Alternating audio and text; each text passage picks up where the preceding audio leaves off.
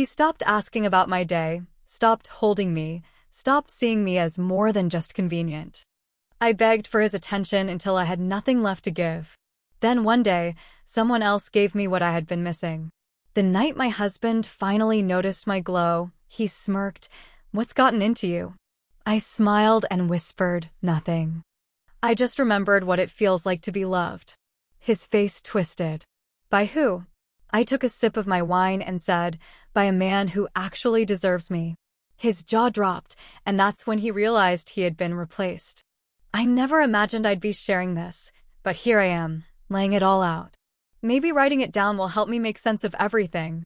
Daniel and I met during our junior year at the University of Texas in Austin. He was studying mechanical engineering, and I was immersed in English literature. Our paths crossed at a mutual friend's barbecue. I remember him standing by the grill, flipping burgers with a focused expression. When our eyes met, he offered a shy smile. We started talking about the unpredictability of Texas weather, and that simple conversation stretched into hours. By the end of the evening, he asked for my number. Our first date was at a cozy coffee shop off Guadalupe Street. Daniel was nervous, fidgeting with his cup, but his genuine interest in my passion for literature was endearing. He confessed he wasn't much of a reader, but he wanted to understand what made my eyes light up when I talked about books. In return, he shared his fascination with how things worked, from car engines to the intricate design of bridges. Our worlds were different, but we found common ground in our curiosity about each other's interests. We became inseparable. Late-night study sessions at the library turned into spontaneous road trips to San Antonio. We discovered hidden gems in the city, like that little taco stand that stayed open until 3 a.m. Daniel had this way of making me feel like the most important person in the room. His attention was unwavering, and his touch was always gentle yet electrifying. After graduation, Daniel received a job offer from a reputable engineering firm in Houston. We faced a choice: pursue our careers in different cities or take the leap together. Love made the decision easy. We moved to Houston, renting a modest apartment in the Montrose area. I secured a teaching position at a local high school, thrilled to share my love of literature with young minds. The early years were filled with promise. We explored the city's vibrant culture, from the museum district to hole-in-the-wall jazz clubs. Weekends were our sacred time, often spent lounging in Hermon Park or trying out new recipes together. Daniel's career was demanding, but he always made time for us. He'd come home, wrap his arms around me, and ask about my day, genuinely interested in every detail. But as time passed, the dynamics shifted. Daniel's responsibilities at work increased, leading to longer hours and frequent business trips. Our dinners became silent affairs, the television filling the void of our conversations. I'd share stories about my students, but his responses were often monosyllabic nods. The man who once hung on to my every word now seemed distant, preoccupied with thoughts I couldn't access. I tried to bridge the growing gap.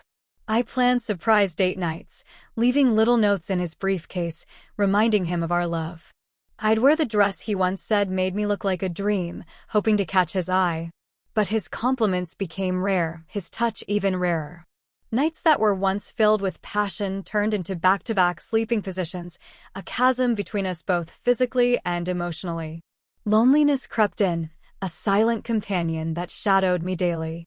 I began to question my worth, wondering if I had become mundane in his eyes.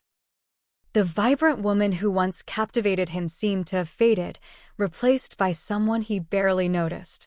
I voiced my concerns, expressing my need for connection, for intimacy. Daniel would apologize, promising to make more time, but the cycle continued unchanged. One particularly rainy afternoon, after a disheartening day at school, I sought refuge in a nearby bookstore. As I browsed the aisles, a familiar voice called my name. Turning, I saw Alex, an old friend from college. We had shared several literature classes and countless debates over coffee about the merits of various authors. Seeing him was like a jolt to the system, a reminder of a part of me that had been dormant. We decided to catch up over coffee. The conversation flowed effortlessly, filled with laughter and nostalgia. Alex had moved to Houston to curate art exhibitions and was deeply entrenched in the local art scene.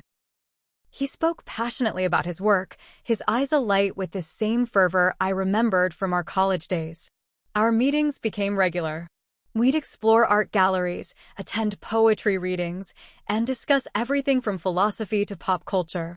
Alex saw me in a way I hadn't felt seen in years. He'd notice the smallest details, like when I'd change my hairstyle or wear a new shade of lipstick. His compliments were sincere, making me feel desirable and valued. Guilt gnawed at me. I was acutely aware that I was seeking from Alex what I felt was missing with Daniel. I tried to involve Daniel in my newfound interests, inviting him to join us for events. He'd decline, citing exhaustion or disinterest. The divide between us grew more pronounced. One evening, after an invigorating art show, Alex and I found ourselves walking along Buffalo Bayou. The city lights reflected off the water, creating a mesmerizing backdrop. We paused on a secluded bridge, the air thick with unspoken words. Alex turned to me, his expression vulnerable. "I can't ignore this anymore," he began. "Being with you feels right. I know you're married, and I respect that, but I can't pretend I don't have feelings for you." My heart raced, a whirlwind of emotions engulfing me. I felt alive, desired, yet torn. I admitted to feeling a connection, but emphasized my commitment to Daniel. Alex nodded, understanding but visibly pained. That night, I lay beside Daniel, staring at the ceiling, grappling with my emotions. The contrast between the warmth I felt with Alex and the cold distance from my husband was stark. I realized I was at a crossroads, faced with decisions that could alter the course of my life. In the following days, I withdrew from Alex, needing space to reflect. I focused on my marriage, attempting to reignite the spark. I suggested counseling, weekend getaways, anything to reconnect. Daniel dismissed these ideas, insisting things were fine and that I was overthinking. Desperation led me back to Alex. We met at a quiet cafe, the tension between us palpable. I confessed my feelings, acknowledging the depth of our connection. We decided to proceed cautiously, aware of the complexities and potential consequences. As Alex and I spent more time together, I felt a resurgence of vitality. I started taking better care of myself, dressing up not just for him but for me. Colleagues and friends noticed the change, commenting on my radiant demeanor. Even Daniel began to take note. One evening, as I stood before the mirror, adjusting a necklace Alex had gifted me, Daniel approached. He observed me for a moment before speaking. "You're different lately," he remarked. "There's a glow about you." I met his gaze through the mirror, a bittersweet smile forming. "I've just been rediscovering parts of myself," I replied. He frowned, sensing the underlying message. "Is there someone else?" I turned to face him, the weight of our shared history pressing down on me. "I've felt alone in this marriage for a long time, Daniel. I tried to reach you, to make you see me, but you were always elsewhere." His eyes widened, realization dawning. "I didn't know you felt that way." Tears welled up as I whispered, "I needed you, but you weren't there. And yes, someone else saw me when you didn't." The room fell silent. Daniel's face went blank, like someone had unplugged him. I watched as his mouth opened, then closed again like he couldn't decide which version of the truth to speak. "Is it that guy you've been going to art shows with?" he finally asked. His voice wasn't loud, but it was tight, like he was choking on the words. I didn't answer right away. I didn't have to. He stepped back, shaking his head. "Unbelievable. You're cheating on me. After everything, after all these years." That hit me hard. I wasn't proud of what I'd done. I wasn't proud that I had let things get this far with Alex. But I wasn't going to pretend like I hadn't been crying out for help for years. "This didn't happen overnight. You checked out of this marriage long before I did," I said, my voice calm but heavy. "I begged you to talk to me. I begged you to come back to me. And all I got was silence." He looked stunned. "So that's your excuse? That I didn't ask about your day?" "No," I snapped. "It's that you stopped seeing me. You stopped touching me. You stopped caring whether I was happy, whether I was even still here. I became a roommate, Daniel. Convenient. Quiet. Invisible. There was a long pause. Then something shifted in his face. He started laughing. Not loud, not crazy, but this bitter little laugh under his breath. So that's how this ends? I bust my ass for this family, and you trade me in for some failed artist who probably still lives paycheck to paycheck. My mouth dropped open. Are you serious right now? You bet I am, he said, his voice rising. You think he's going to wake up at 5 a.m. to shovel snow or fix the toilet? You think he's going to carry you through when he's broke and pissed and still shows up? That's not love. That's infatuation. That's some midlife fantasy crap. I felt my face flush. You know what? Maybe you're right. Maybe it won't last. But at least he sees me. He listens. He touches me like he means it. When was the last time you even looked at me like a woman and not just a task? He didn't answer. Instead, he stormed out of the room. That night he didn't come home. I stayed up, staring at the living room clock, waiting for the sound of his key in the door. But it never came. The next day, he came back around noon. Said he'd stayed at a hotel. He didn't look me in the eye when he said it. I don't know what you want from me, he muttered. I want you to care, I said. Not just when it's slipping away. Not just now because someone else is involved. He sat down on the edge of the couch, holding his head in his hands. I do care. I got tired. Tired of everything. Work. Life. The pressure to be enough. I didn't know I was losing you. I thought we were just older. That broke something in me. Because in some ways, I understood him. We had been moving on autopilot for so long, we forgot to check the map. We forgot each other. But there was more. Over the next week, things got messy. Cold. Civil but tense. Then one night, I was doing laundry when Daniel came up behind me. He said, I want to try counseling. If you'll go. I paused. I almost said yes. Part of me wanted to fix it. Wanted to believe we could patch it all up. But then he added, you have to cut him off. Completely. No more calls. No more messages. You end it tonight. That's when I knew he still didn't get it. This wasn't about just Alex. This was about how empty things had become. I said, it's not that simple, Daniel. This isn't a light switch I can flip. He stood there, arms crossed. Then we're done. 2 days later, he sent me a text. You left your wedding ring on the sink. Want me to drop it off or keep it? I didn't reply. But then, the twist. 3 weeks after that conversation, I got a message from an unknown number. The name? Tara. Hey, you don't know me. But I think I know your husband. I stared at the screen, my heart pounding. She sent a photo. A selfie. Her and Daniel.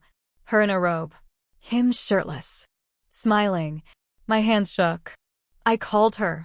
Turns out, Daniel had been seeing her for months. Maybe longer.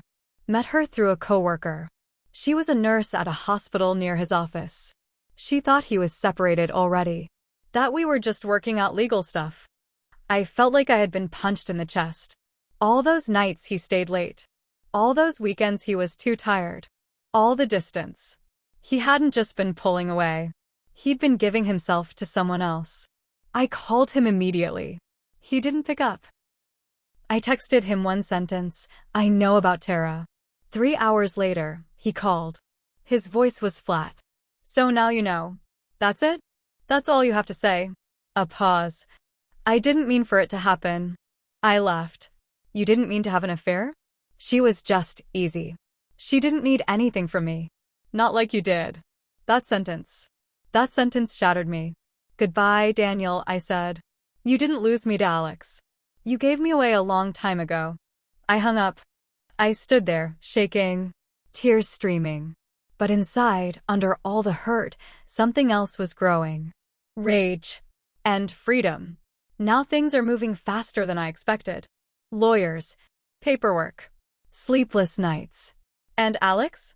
He still doesn't know. Not the full story. Not yet. I haven't told him about Tara. I haven't told anyone else either. But I will. 2 days after I hung up on Daniel for good, I got a knock on my door. I wasn't expecting anyone, especially not at 9 in the morning. I opened it to find Alex standing there with a strange look on his face. Not angry. Not exactly sad. Just off. I need to talk to you, he said. I stepped aside and let him in. My stomach was in knots. I thought maybe he was going to ask me to make things official.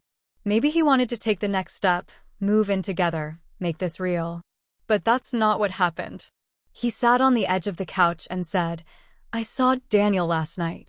I blinked. What? I ran into him at a gallery. He was with some guy, I think a coworker. He walked right up to me and said, So you're the one who ruined my marriage. My heart stopped. Alex looked up at me. He wasn't angry. That's the weird part. He seemed amused, smug. I sat down slowly. What did you say? I told him I didn't ruin anything. That I just showed you still mattered. But then he said something else. I waited, barely breathing. He said, She always needed too much. She thought love was attention, but it's just stability. She'll get bored of you too. That hit like a slap. Not because I believed it, but because I knew Daniel believed it. Alex leaned forward. Is that how he treated you? Like you were a burden for wanting more? I nodded slowly. Then Alex said, There's something else. And here it was. The twist. I saw him again after the gallery. At a bar. And he was talking to someone else. Another woman. I stared at him. She looked younger. Way younger. Like barely legal. And they weren't sitting like friends. My skin crawled. I asked, Do you think it's Tara? Alex shook his head. No. This girl looked nervous. Kept checking the door like she didn't want to be seen. And Daniel? He looked proud. Like he was playing some twisted game. I didn't want to believe it, but I also couldn't be surprised anymore. That night, I went through Daniel's old emails. He hadn't changed his password. Maybe he hadn't thought I would look. Or maybe he didn't care. What I found made my stomach turn. Dozens of messages to different women. Some recent. Some from years ago. Flirty texts. Suggestive photos. One woman had even asked when he was going to leave his nagging wife. I sat back in the chair, cold and numb. It had never been just Tara. It had never been just one slip. He'd been cheating for years. And all that time, he made me feel like I was the problem. Like I was too emotional. Too needy. Too demanding. I wanted to scream. To break something. But instead, I called a lawyer. 2 days later, while I was sorting through some boxes, I found something strange in our attic. A small locked box I'd never seen before. It had Daniel's initials carved into the top. I cracked it open. Inside were old photos. Printed ones. Not digital. Photos of Daniel with different women. Some I didn't recognize. Some looked like coworkers. Some were even more disturbing, candid shots taken in public, like he'd been following them. I felt sick. Like I didn't know the man I'd been married to. And then, under the stack of photos, I found a receipt. A hotel bill from 3 years ago. The name on the room wasn't Daniel's. It was my sister's. My breath caught in my throat. I haven't spoken to my sister in almost a year. We had a falling out over something stupid.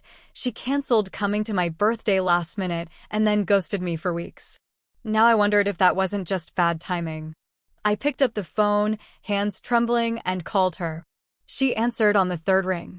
Hey, she said, casual like we hadn't just lost a year of our lives. I need to ask you something, I said, skipping the small talk. Did you sleep with Daniel? Dead silence. Then, where's this coming from? I found a hotel receipt. Your name. His initials. A date. 3 years ago. Another pause. Then she whispered, it only happened once. He said you two were basically done. I didn't mean for it to happen. I hung up. Just like that. I haven't spoken to her since. Now it feels like everything in my life before Alex was a lie. A story I told myself so I wouldn't have to look too closely. So I wouldn't see what was right in front of me. Daniel wasn't just distant. He was hiding. He was lying. He was building a secret life one brick at a time. And I was too busy blaming myself to notice the walls going up. I still haven't told Alex about my sister. I don't know if I will. Right now, I'm trying to process everything. Trying to survive the day-to-day without collapsing. The day everything came crashing down started out like any other. It was a Thursday. Cloudy, muggy Houston weather. I was supposed to meet Alex for lunch at a new bistro near the Mental Collection. But I never made it. Instead, I ended up at Daniel's office. I didn't plan to go there. I was driving past downtown and something just snapped. I pulled into the parking garage, walked into the building like I belonged, and took the elevator up. I hadn't been there in years. Not since they moved locations. The receptionist looked up, startled, but I just smiled and asked if Daniel was in. She hesitated. "He's in a meeting, ma'am. It's urgent." Maybe it was the fire in my eyes. Or maybe she just didn't get paid enough to stop whatever was about to happen. She picked up the phone and buzzed his extension. 2 minutes later, he walked into the lobby, confused, but composed. Wearing that fake calm he always pulled out when he thought he could control the narrative. He gave me a once-over. "Is something wrong?" I stepped forward. "I know about Tara. And I know about the others. Including my sister." The color drained from his face. "I have proof. Emails. Photos. A hotel receipt with her name. You want me to keep going?" He opened his mouth, then closed it again. Glanced at the receptionist, who was very obviously pretending not to listen. "Let's talk outside," he said, jaw tight. We walked around the side of the building to a quiet courtyard. He stood stiffly, hands in his pockets. "You want to humiliate me? Fine. You've done it. Don't you dare make this about you," I hissed. "I spent years begging you to see me, to hold me, to love me. And all that time, you were sleeping around like it was nothing." "I never planned to fall out of love with you," he said quietly. "It just happened. You changed." I stared at him. "You changed. You gave up. You shut down. And instead of facing me, you went and found comfort in anyone who wasn't me." He rubbed his face. "You weren't easy to live with either. You always wanted more. More talking. More connection. More everything." I was drowning. And instead of reaching for me, I said, voice cracking, "You reached for them." We stood there in silence, surrounded by the hum of traffic and the distant echo of the city. "You could have left," I said. "You could have told me the truth." He shrugged. "And risk losing everything? The house. The image." I was too much of a coward. There it was. The real answer. "I loved you," I whispered. "Even when you ignored me. Even when I was starving for affection." He didn't respond. Just looked at the ground like it held answers. I turned to leave. And then, like fate had a cruel sense of timing, Alex called. I answered without thinking. "I'm at Daniel's office." His voice came through, worried. "Why? What's going on?" I told him, I said. "Everything." There was a pause. Then, "Come meet me. Please." I agreed. But as I walked away from Daniel for what I hoped was the last time, he called out, "He won't stay." Not when things get real. I didn't turn around. I met Alex at the bistro. He was already seated, eyes scanning the crowd until he saw me. I slid into the booth across from him. "I confronted Daniel," I said. "And I found out even more. He cheated with my sister." Alex blinked. "What?" I nodded. "Just once," she says. "But who knows? She lied for years." He took my hand. "I'm sorry. I don't even know what to say." But then I said it. The thing I had been holding back. "There's something I haven't told you either." He froze. I looked down. "When I first met you again, I wasn't planning on falling for you. But I did.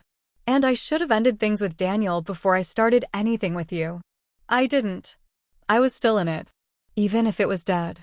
His face didn't change. I kept going. "I don't regret what we have.